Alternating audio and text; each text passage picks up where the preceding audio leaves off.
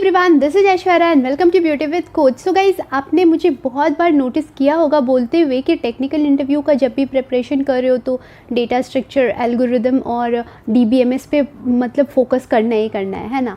ऐसा मैं बोलती हूँ, ठीक है। अब बात करते हैं डीबीएमएस की। डेटा स्ट्रक्चर और एल्गोरिदम को ना थोड़ी देर के लिए भूल जाते हैं, ओके। तो जब भी हम लोग डीबीएमएस पे आते हैं तो सबसे पहले दिमाग में कौन सा टर्म आता है? डेटाबेस, है ना। और जब भी हम लोग डेटाबेस के लिए सोचते हैं ना, तो मेरे दिमाग में तो पर्सनली ओरेकल और माई एसक्यूएल यही दो आता है, और तो कुछ आता ही नहीं है। अगर आप भी उनमें से एक हो ना तो प्लीज़ मुझे बताना। तो चलो आज हम लोग ना ओरेकल के बारे में बात करते हैं। तो समझ ही गए होंगे आज हम लोग ओरेकल के बारे में डिस्कशन करने वाले। तो नीडलेस टू से Oracle is an American product based company. Okay, so American MNC है, फाइन। प्रोडक्ट बेस्ड मतलब ड्रीम कंपनी, है ना। क्योंकि सबको पता है कि जो भी प्रोडक्ट बेस्ड कंपनीज होती है उनका पे स्केल बहुत अच्छा होता है, उनका वर्क कल्चर बहुत अच्छा होता है, and everything is kind of dream, है ना। तो सबको ही जाना होता है। तो अगर आप भी उनमें से एक हो, आपको भी जाना है ना, तो ये वीडियो तो पक्का ही आपके लिए। और अगर आपका कोई फ्रेंड है तो प्लीज़ उसको शेयर कर दो, क्योंकि बहुत अच्छा होगा उसके लिए, वो मे बी वेट कर रहा होगा, है ना। तो ठीक है। और बहुत सारी चीज़ें इसमें ऐसी है जो शायद आपको लगेगा ये तो मेरे लिए ही है, इसलिए मैं रिक्वेस्ट करूँगी कि प्लीज़ इस वीडियो को ना लास्ट तक देखना। बहुत सारी चीज़ें बहुत अलग है। ऐसा नहीं है कि इसके ड्राइव्स बाकी ड्राइव्स के जैसे है, क्योंकि बाकी में तो ऑलमोस्ट बहुत कुछ सिमिलर हो जाता है, बट ये बहुत अलग है, सब कुछ इसका अलग है। तो बात करते हैं क्या क्या अलग है, ऐसा क्या है जो मैं इस तरीके से बोल रही हूँ। तो सबसे पहली बात, मैं सच्ची बताऊँ तो बहुत सारे बच्चे मेरे को डीएम कर रहे होते हैं कि मेरा 10th में 60% नहीं है, मेरा 12th में 60% नहीं है, तो मैं क्या करूँ। एंड पर्सनली आई बिलीव ऐसे बहुत सारे बच्चे हैं जो 10th में या 12th में अच्छा स्कोर नहीं कर पाए किसी भी रीज़न की वजह से, फ़ाइन। बट वो लोग टेक्निकली बहुत साउंड हैं और मे बी वो लोग बहुत अच्छे हैं अपने ग्रेजुएशन में आके, है ना। तो ऐसे बच्चे कहीं ना कहीं पीछे रह जाते हैं, क्योंकि मोस्ट ऑफ द कंपनीज़ के क्राइटेरिया में 10th एंड 12th का डिस्कशन होता ही होता है, तो कुछ ना कुछ तो होता ही है। पर यहाँ पे ना ओरेकल बहुत लिबरल है, उसको फ़र्क ही नहीं पड़ता है कि आपको 10th में कितना मार्क्स था या 12th में कितना मार्क्स था। Seriously Oracle doesn't give a shit about it, okay. तो उसे कोई सा भी फ़र्क नहीं पड़ रहा है कि आपको कितने मार्क्स मिले हैं 10th में या 12th में या कभी भी, ओके। तो उसको फ़र्क कहाँ से पड़ रहा है? उसको फ़र्क पड़ रहा है आपके ग्रेजुएशन से, ओके। तो ग्रेजुएशन से क्या फ़र्क पड़ रहा है? अगर आपका कॉलेज जीपीए पैटर्न फॉलो करता है ना, तो आपका जो अभी तक प्री फाइनल ईयर तक का जो जीपीए होना चाहिए, that should be greater than 7 और एटलीस्ट 7, सो ग्रेटर और इक्वल टू 7, या। और अगर आपका कॉलेज जो है वो फॉलो कर रहा है परसेंटेज, तो आपका मिनिमम 70% होना चाहिए।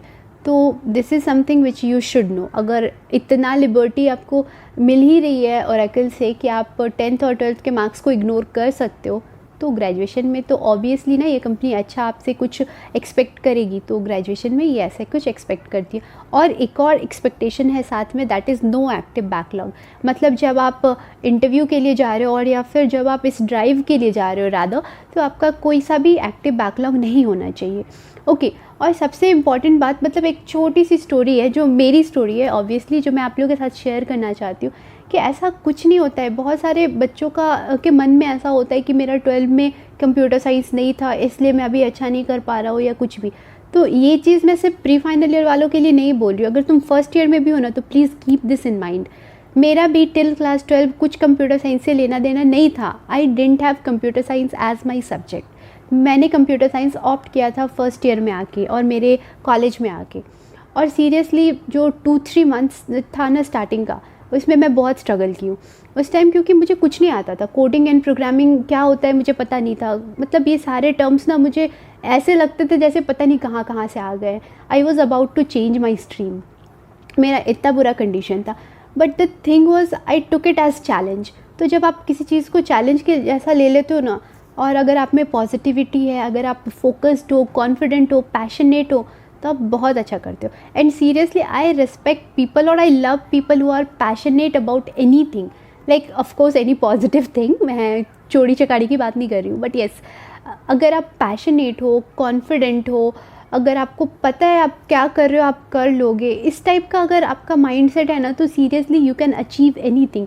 And one thing which I want you guys to say whether I am correct और नॉट, मुझे ऐसा फील होता है ना कि अगर कोई चीज़ आप सोच सकते हो ना, तो आप कर सकते हो। मतलब अगर आप सोच सकते हो कि मैं नासा में जा सकता हूँ ना, तो मे बी वेज डिफ़िकल्ट हो, मे बी आपको टाइम लगे, बट आप जा सकते हो। बट जैसी बहुत सारी चीज़ें जो आप सोच ही नहीं सकते, वो ऐसी चीज़ें जो हम कर नहीं सकते। मतलब आप में से कोई भी क्या सोच सकता है कि हम पैदल चल के चाँद पे चले जाएंगे? नहीं सोच सकते ना, तो हम लोग नहीं जा सकते। तो अगर कोई चीज़ आप सोच सकते हो, मतलब not crazy things but normal चीज़ें जो आप सोच सकते हो, वो आप ज़रूर कर सकते हो। तो be confident about your self, have faith in your self. अगर आप खुद को बिलीव नहीं करोगे तो आपको कोई बिलीव नहीं करेगा। अगर आपको पता है कि मैं ये कर सकता हूँ, तो आप कर सकते हो। एंड जो इस टाइप से अगर आप स्ट्रगल करके या फिर आप खुद को बना के अगर आप कुछ बन जाते हो ना अच्छा, तो वो सक्सेस के बाद बहुत सुकून फ़ील होगा, बहुत अच्छा फ़ील होगा। आपको लगेगा कि मेरे पीछे कोई नहीं था मेरे को गाइड करने के लिए, but I did it by my self. तो ये चीज़ बहुत ज़्यादा, क्या ही बोलूँ, बहुत अच्छा फ़ील दिलाता है। तो एक बार ट्राई करके देखो। बहुत सारे बच्चे ऐसे हैं जिनका नहीं था 12 में, तो डीमोटिवेट नहीं होना यार, ये चैलेंज है। नहीं था, नहीं था, जिनका था अच्छी बात है। मैं नहीं बोल रही हूँ जिनका था वो बहुत बुरे हैं, अच्छी बात है, क्योंकि बेस तो अगर स्ट्रांग है तो ये आपको कहीं ना कहीं हेल्प करेगा ही। लेकिन अगर बेस स्ट्रांग नहीं भी है ना, तो आप खुद का बेस खुद स्ट्रांग कर सकते हो। एंड सीरियसली स्पीकिंग, मैं खुद को उन बहुत सारे बच्चों से बेटर मानती हूँ। Not with every one, I am not saying about every one, but yes, बहुत सारे बच्चों से बेहतर मानती हूँ जिनका 12 में कंप्यूटर साइंस था। क्योंकि उनका 12 में भले ही कंप्यूटर साइंस था, बट उन्होंने ना कॉलेज में आकर के चीज़ों को बहुत कैजुअली ले लिया। तो मे बी आज जहाँ पे मेरा नॉलेज लेवल है, उनका वहाँ नहीं है। And this is because of that casualty. तो कभी भी ना करियर को कैजुअल मत लो। नॉट ओनली करियर और समथिंग, कोई भी चीज़ जो लाइफ में मैटर करती है, that is either your personal life और योर प्रोफेशनल लाइफ। यही दो चीज़ें हैं जो लाइफ में मैटर करती है। बाकी चीज़ें ना आती जाती रहती है। अगर कुछ लॉस भी हो गया तो you have nothing to do with it. Okay, कुछ भी छोटी छोटी चीज़ें होती है जो हम कर लेते हैं, गलती हो जाती है, हो गई, 2 दिन बुरा लगता है, फिर नॉर्मल हो जाता है। लेकिन करियर और जो आपका पर्सनल लाइफ होता है, इन दोनों चीज़ों में अगर कुछ छोटी सी भी गलती होती है ना, तो आप ज़िंदगी भर रोते रहते हो उसकी वजह से। और इफ़ नॉट ज़िंदगी भर तो लॉन्ग टाइम तक तो रोते ही हो। तो ये बहुत बुरी चीज़ है। तो यहाँ पे कभी भी कैजुअलिटी बिल्कुल भी मत लाना। यहाँ पे इन 2 चीज़ों में बहुत ज़्यादा सीरियस रहना। तो ज्ञानबाजी बहुत हो गई, अब बात करते हैं ओरेकल की। तो ओरेकल में सबसे पहली बात तो मैंने क्राइटेरिया आपको बता ही दिया है कि इनको सिर्फ ग्रेटर देन 7 CGPA और मोर देन 70% आपका चाहिए in graduation, what ever your courses, और नो एक्टिव बैकलॉग।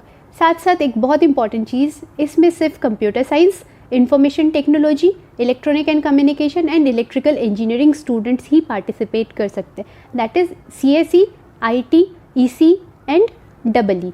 ओके, तो बस यही 4 लोग पार्टिसिपेट कर सकते हैं। तो अगर आप इनमें से कुछ नहीं हो तो ये वीडियो आपके लिए नहीं है, बट स्टिल आप देख सकते हो क्योंकि आपका फ्रेंड हो सकता है जिसकी आप हेल्प कर सकते हो। तो ओके, तो ये सारी बातें हो गई। अब बात करते हैं इसके राउंड्स की।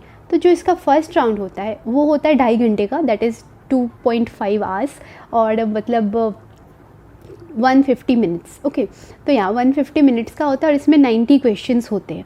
अब 90 क्वेश्चंस कहाँ से होते हैं ये जान लेते हैं। तो सबसे पहली बात, जो इसके 90 क्वेश्चंस होते हैं वो होते हैं एप्टीट्यूड से, क्वांट से, logical reasoning, English and computer ability. Okay, general computer ability. तो बाकी के 4 जो हो गए, मतलब quant, logical, English and aptitude, ये तो आपको पता ही है। बात करते हैं जनरल कंप्यूटर एबिलिटी। इसमें क्या होता है, इसमें ना कुछ फिक्स सब्जेक्ट हैं जिनसे क्वेश्चन आते हैं। That is data structure and algorithm, DBMS, operating system, computer networks and code snippet. अगर आप कोड स्नाइपेट से फेमिलियर नहीं हो तो मैं बता दूं कि आपका एक कुछ पीस ऑफ कोड दिला हुआ होता है, साथ में 4 ऑप्शंस होते हैं and you have to guess the correct output. Okay, तो ये हो गया कोड स्नाइपेट।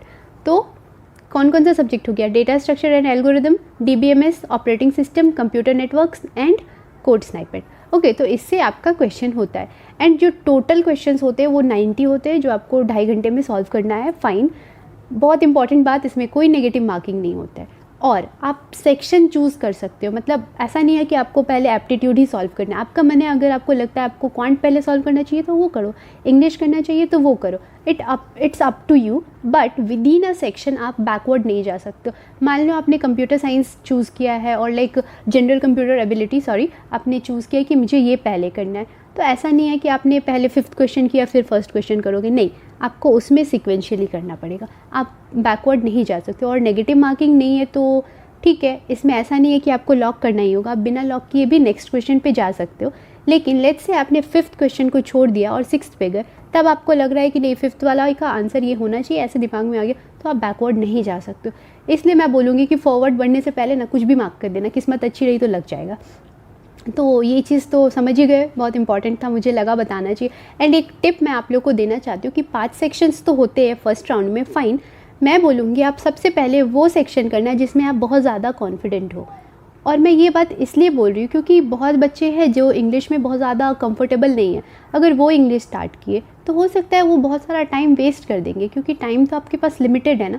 तो don't waste your time, utilise your time. हो सकता है आप इंग्लिश में अगर अच्छे नहीं हो तो इंग्लिश आप लास्ट में करो, आप नहीं भी करोगे ना, बाकी में अगर आपका ओवरऑल मार्क्स अच्छा है तो आपका सिलेक्शन हो जाएगा, है ना। तो पहले वो करो जहाँ से आप सबसे ज़्यादा मार्क्स ले सकते हो, तो उस पर सबसे ज़्यादा फोकस करना जहाँ से आप सबसे ज़्यादा मार्क्स ला सकते हो, क्योंकि द थिंग इज़ आपको मार्क्स लाना है ना। अगर आप फर्स्ट राउंड क्लियर कर लेते हो उसके बाद आपका आता है टेक्निकल इंटरव्यू। और इसका जो टेक्निकल इंटरव्यू है पहला, वो बहुत अलग है। इसमें क्या होता है कि आपको कुछ कोड लिखने के लिए बोलते हैं, मतलब पेपर पे आपको कोड लिखने के लिए बोलते हैं। तो उसमें आपको जो क्वेश्चंस होगा वो मोस्टली आपका एल्गोरिदम बेसिस पे होगा। कोई सा भी इसमें ऐसा नहीं होता है कि आपको इसी लैंग्वेज में करना है, कोई लैंग्वेज का बाउंडेशन नहीं है। और फिर हो भी क्यों, पेपर पेन पे दे रहे हैं तो इसमें ऐसा कुछ नहीं है कि आपको यही लैंग्वेज होना चाहिए। अगर आपका सिंटैक्स अगर एरर आ रहा है, सिंटैक्टिकल एरर आ रहा है, तो दे विल कंसिडर इट। उनको कोई फ़र्क नहीं पड़ता है, उनको फ़र्क पड़ रहा है सिर्फ आपका लॉजिक से। आपका लॉजिक अगर सही है, हो ही सकता है ना आपने सी में क्या कहीं सेमीकोलन मिस कर दिया, इसका मतलब नहीं है कि आपको नहीं आता है। वो छोटी छोटी गलती हो जाती है, तो दे इग्नोर दीज थिंग्स। उनको सिर्फ मतलब है आपके लॉजिक से, आपके अप्रोच से। ओके, तो this is the first technical interview और our second round, isn't it. अगर आप ये क्लियर कर लेते हो उसके बाद आता है आपका फिर से एक और टेक्निकल इंटरव्यू जो नॉर्मल इंटरव्यूज़ की तरह होता है, जिसमें आपसे क्वेश्चंस पूछते हैं, like subjective questions kind of. Okay, वो भी अगर आप क्लियर करते हो तो आपका पर्सनल इंटरव्यू होता है। पर्सनल इंटरव्यू एक नया चीज़ आप सुन रहे होगे, तो मैं बता दूँ, इसमें they will ask about yourself, they'll ask about your projects, they'll ask about your school, your hobbies and these kind of thing. Okay, तो यहाँ पे ये लोग आपसे ये पूछेंगे, आपके एकेडमिक्स में ऑब्वियसली ज़्यादा इंटरेस्टेड होंगे कि अगर आपने कौन सा प्रोजेक्ट किया है, कैसा प्रोजेक्ट किया है, ये सब चीज़ इसमें आपको बताना होता है। उसके बाद लास्ट राउंड आता है आपका HR राउंड। तो ऐसा मैं बहुत बारी आपको बोली हूँ कि जब पूछते हैं इंट्रोड्यूस योरसेल्फ, तो उसमें आप प्रोजेक्ट घुसा दो जिससे आप टाइम किल कर सकते हो, है ना। बट यहाँ तो आप नहीं कर सकते हो, इसलिए आप ये काम नहीं कर सकते क्योंकि वो आपका प्रोजेक्ट इससे पहले वाले राउंड में जान चुके हैं, तो they are not interested in your project. तो यहाँ पे आपको मतलब जो HR इंटरव्यू होता है इसका वो थोड़ा सा डिफ़िकल्ट होगा, बट इट्स ओके। ऐसा भी कुछ नहीं है कि बहुत रॉकेट साइंस टाइप क्वेश्चन पूछेंगे। क्वेश्चन ऐसे ही पूछेंगे जो एक BTech स्टूडेंट आंसर दे सकता है और इंजीनियरिंग स्टूडेंट आंसर दे सकता है, तो इट्स ओके। तो ये बात हो गई आपके राउंड्स की। राउंड्स तो आप लोग समझ ही गए होंगे कि क्या क्या राउंड्स होते नहीं होते, तो आई होप आप लोग समझ गए। उसके बाद फाइनलाइज होता है कि whether you are into Oracle और नॉट। और अगर ओरेकल में चले गए ना, तो मैं सच्ची में रिक्वेस्ट करी हूँ, प्लीज़ मुझे आके बताना। अब चाहे कमेंट सेक्शन में बताना या फिर ऊपर देख रहे हो ना, ये मेरा हैंडल है, इंस्टाग्राम हैंडल। ओके, तो वहाँ जा कर के फॉलो कर लो, मुझे DM कर देना, जैसे भी बताना हो ना बता देना। क्योंकि अगर मुझे भी ना बहुत अच्छा लगेगा जब पता चलेगा कि मेरा कोई व्यूअर ओरेकल में जा रहा है। It's like seriously very good thing for me. तो ये बस छोटी सी बात और छोटा सा रिक्वेस्ट था जो तुम लोग से मैं बोलूँगी, प्लीज़ करना। और अगर ये वीडियो तुम्हें अच्छा लगा, क्योंकि ये वीडियो सीरियसली स्पीकिंग मैंने मेरे दिल से बनाया है, इसलिए मैंने अपना एक्सपीरियंस भी शेयर किया और अपनी स्टोरी भी तुम लोग को बताई है। तो अगर तुम्हें लग रहा हो कि ये शेयर करना, मतलब मैं फोर्स नहीं कर रही हूँ, बट अगर लग रहा हो कि वर्दी है तो please share it with anyone और everyone you want. Okay, maybe किसी को मेरी स्टोरी इंस्पायर करे और किसी को ओरेकल की चीज़ें अच्छी लगे, जो भी हो, इट्स ओके। कैसे भी कुछ ना कुछ तो फ़ायदा होगा ही ना। तो चलो, with this note I am wrapping up this video. So stay healthy, stay fit, love you all. This is Aishwarya signing off. Bye bye, bye bye.